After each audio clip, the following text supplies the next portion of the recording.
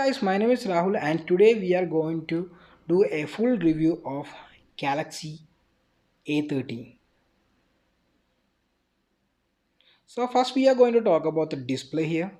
So display is 6.4 inch full HD plus Super AMOLED display. It has 2340 into 1080 pixels and display is called Infinity U by Samsung.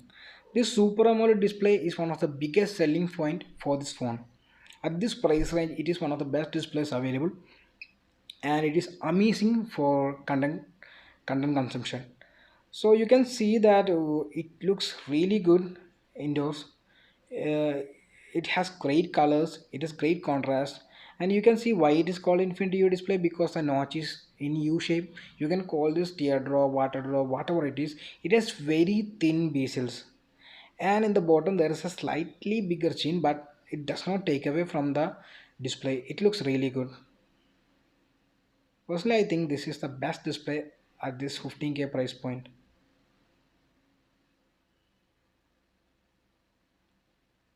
So outdoor also this display really works. I think this is the one of the best displays because it performs really well outside.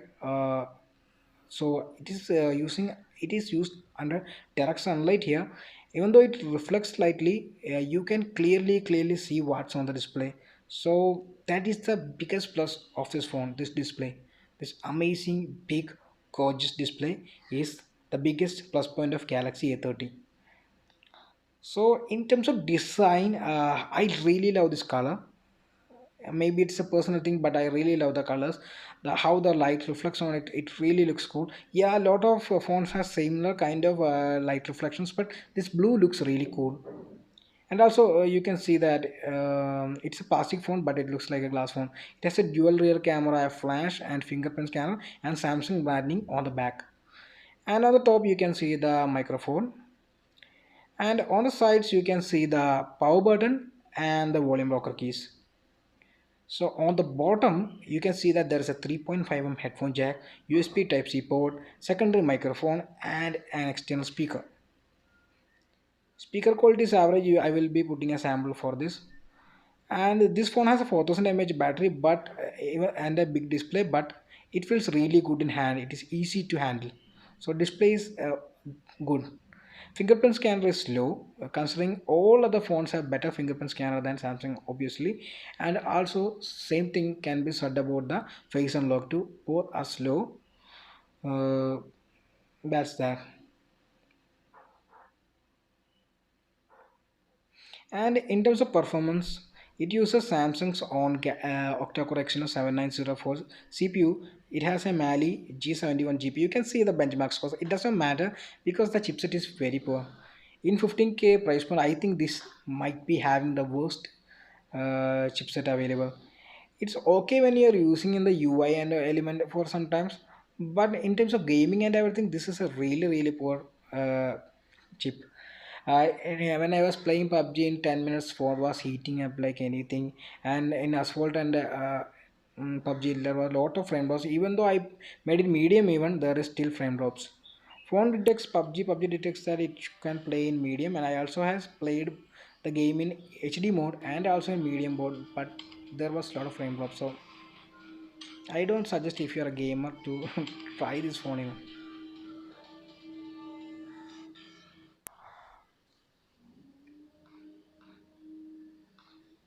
Format on me. Format on me. बंद करेंगे तो अरे बाप रे बाप ये कोई firing कर रहा है कौन है पूछो कौन मार रहा है भाई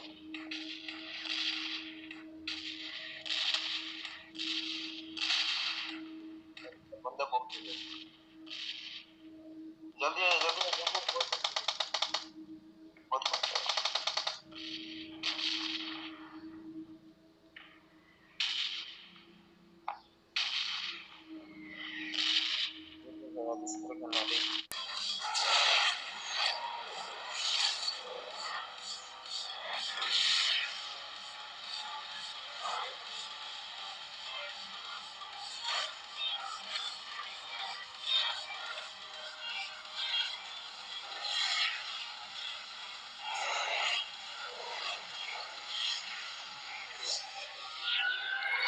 So now let's talk about the software here. So it runs on Samsung's Galaxy One UI, One UI 1.1 skin, and it is running on Android 9 and also has security patch June. This is the first Samsung phone I have used with One UI as my personal device, and I was pleasantly surprised. And I really love this UI. If you ask me, it is one of the best UIs available at this price. But if you consider MIUI, Color OS, and every other OS except for the pure Android, I think this is the best one. And if you look at the DRM info, you can see that it has security patch level 1. So that means it can run Netflix and Amazon Prime videos in HD quality. So for the display, it is a very nice thing to have. And for the camera to API, obviously it is limited. It's Samsung phone. They are not going to give you camera to API enabled at this price point. So there is Samsung Galaxy Pay Mini also for purchasable. There are some software features, but I personally really like the UI. It was also very smooth. I have to say that. Then there is the always on display like feature, and it can show the notification and everything, and it also works really well. It's pretty nice. Then the call quality is really good. I used Geo 4G, Airtel 4G, and BSNL 3G, and the call quality was really good. And the headphone jack quality was decent. It's kind of average, but it's very decent. But at least we have a headphone jack, right? So now we can go to the battery. This is the another place where it scores really well. 4000 mAh battery gives me at least 8 hours of screen on time every time I use. So I have pushed this phone really hard. So 8 hours screen on time is really good. So it has an amazing battery life, and also it supports fast charging. So from 10% to 98%, it only took me 1.5 hours. So that's also nice.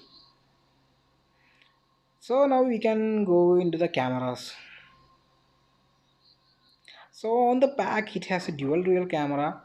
Primary sensor is 16 MP f1.7 aperture, and secondary is ultra wide angle camera with 5 MP 123-degree f2.2 aperture. So the front camera is 16 MP f2.0. So we will look into the camera UI first, then we can go into samples. So camera use typical Samsung UI. You can see that there are a lot of bunch of filters. You can set the ratio here.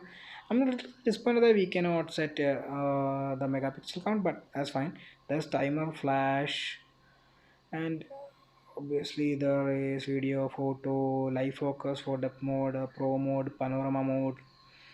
So pro mode is depreciated. Obviously there is no camera to API properly enabled, so the pro mode is depreciated. So you can go to the ultra wide angle and the normal camera just with one click. And even on the video also you can actually switch from ultra video and video just like that. So in settings you can see that this cannot record 4K. It only can record 1080p. Also it does not have any EAS. So you can expect pretty shaky videos, and you can see that in the samples. So we can go to the front camera now. Front camera also has this ultra wide setup, but the truth is that it is not actually ultra wide. The original sensor is the ultra wide, and the ordinary form it is actually just cropping into the sensor. So there is filters and the ratio and everything just like the secondary camera, the rear camera.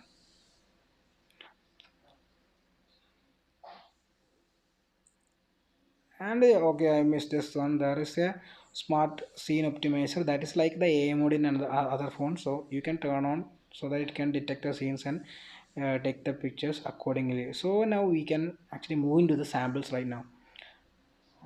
So in daylight, actually, the rear camera actually captures pretty decent pictures. I don't think it has that much details, I guess, but it is pretty decent. And sometimes it do the colors, it goes colors little overboard, but it's fine. HDR is also decent, not really good, but it's pretty decent. You can see the colors and everything. This picture sometimes look dull, so I don't know why. And human pictures also, the skin tone has been taken correctly, so there's no issues with that. And also the macro mode is pretty good. I mean, in macro it can focus really fast, and because it has a 1.7 aperture, it has good shallow depth of field. The HDR mode I told you it's pretty decent. Sometimes in HDR mode in the shadowy area when it brightens there is lot of noise sometimes. So and now coming to the low light, I think it's not that good. You cannot zoom in a little bit. Also, even without zooming, I really don't like the pictures. The dynamic range is really poor. Personally, I really don't like their low light pictures. It's really not good, even though it has an f1.7 aperture also.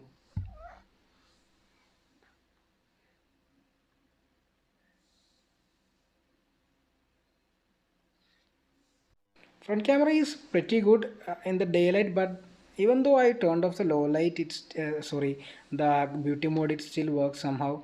If there is no light, just like the rear camera, it's pretty bad. Too much noise and really poor without light. So, so it's a common theme. You can see that in low light is poor, daylight is pretty decent. Portrait mode, actually, I think it works really well. I mean, the depth is pretty nice, but still there is some beauty mode getting applied here.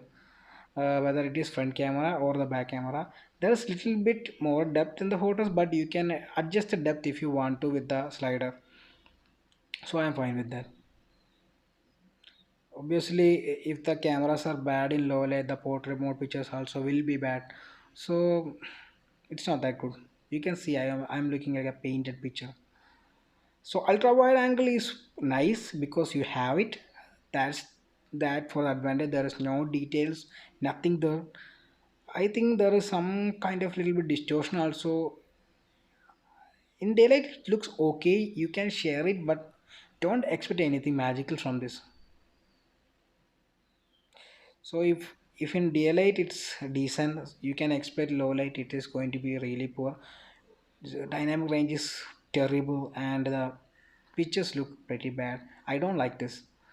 Too much noise and everything. This is the rear camera sample of Samsung Galaxy A30, which can shoot up to 1080p at 30 fps. Video is okay. I mean, no ES or IS. Also, the autofocus is very slow, surprisingly, in video. See, it takes a lot of time. There is no ES, and detail level is decent. This is a ultra wide angle sample of Samsung Galaxy A30, which can shoot up to 1080p 30 fps. Ultra wide video is pretty good. It looks like GoPro, but the quality is very average. This is the front facing camera sample of Samsung Galaxy A30, which can shoot up to 1080p. So front camera is same story here. It is decent in daylight, decent dynamic range also, but it does not have EAS, and sound recording is also fine. Hi, this is the low light rear camera sample of Galaxy A30. I have to say that just don't record low light videos from front or back or ultra wide. That's the conclusion. Hi, this is the low light wide angle rear camera sample of Galaxy A30.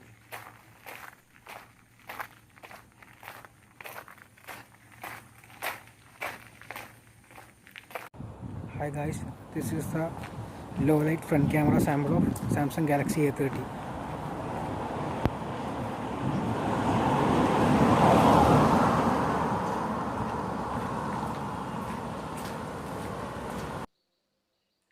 So to conclude, Galaxy A30, it's an okay device, not a great device at the 15K. The display is amazing. I have to say its display is great for content consuming and everything. The cameras are okay and average. The battery backup is really good. You can get around 8 hours as a minimum screen on time. And the design, I mean, design is it is very easy to hold in your hand. I mean, it's a very compact phone, even though it has 6.4 in display and also 4000 mAh battery. It's really easy to handle considering other phones in this range. But that's about it. And also the software is very nice. I think this is one of the first Samsung phone that I personally used with the One UI, and I really like the One UI. But the problem is that at this price range you have so many devices even right now available, like Redmi Note 7 Pro, Realme 3 Pro, Vivo Z1 Pro. Like that, phones are far better when you consider Samsung Galaxy A30 in terms of processing power, in terms of cameras, battery, everything, and in terms of even design also. You can say that these phones are far better. The problem is that this month also there is a lot of phones that are coming, most probably on the same price range and stuff, like Realme X, the Redmi K20. So these phones are supposed to be coming under 20k or around the 15 to between 15 to 20k. So there are lot of options for you. The only thing or only way you can consider this phone at 15k is that you are buying this for a person who does not game, obviously, who only cares about the display and also want a Samsung branded phone. That's the only reason why you will consider this phone. Otherwise, you mean you have to consider the other options because they all are far better devices than Samsung Galaxy A30. So thank you for watching the review. I will see you on the next one.